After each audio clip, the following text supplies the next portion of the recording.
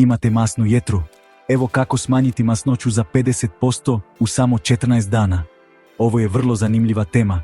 Pronašao sam istraživanje koje je pokazalo da je moguće smanjiti masnoću u jetri za gotovo 50% u samo 2 tjedna. I ne šalim se, ovo nije nikakva šala. Riječ je o vjerodostojnoj studiji.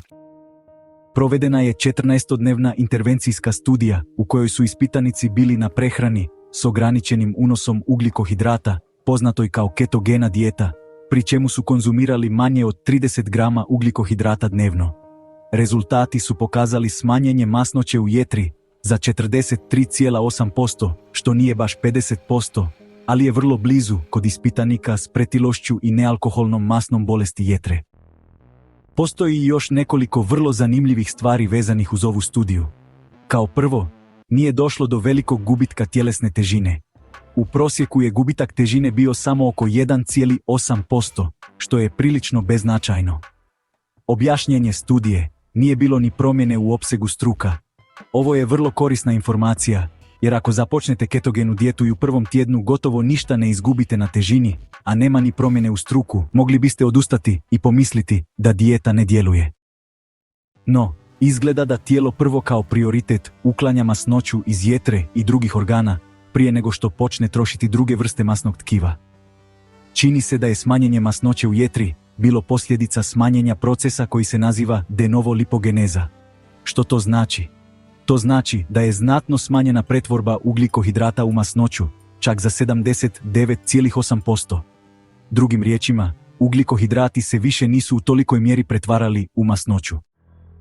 Također je došlo i do povećanja ukupnog sagorijevanja masti, odnosno oksidacije masnih kiselina, za gotovo 5 puta. Dakle, zabilježen je gotovo 5 puta veći učinak sagorijevanja masti u jetri. Nevjerojatno. Ostali zanimljivi rezultati studije: postoje i dodatni zanimljivi rezultati ove studije.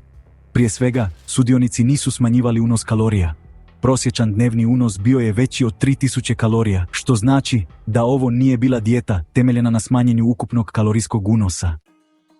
Također su zabilježeni znatno niži pokazatelji oštećenja jetre, značajno niže razine inzulina natašte te niži HOMA-IR, što znači da je postojala manja inzulinska rezistencija.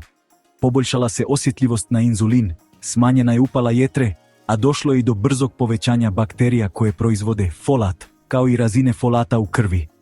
Dakle, izgleda da kod ketogene prehrane crijevni mikroorganizmi proizvode više folata. A kakva je veza između folata i jetre? Folat poboljšava metabolizam masnoća u jetri i pomaže u održavanju niske razine upale jetre.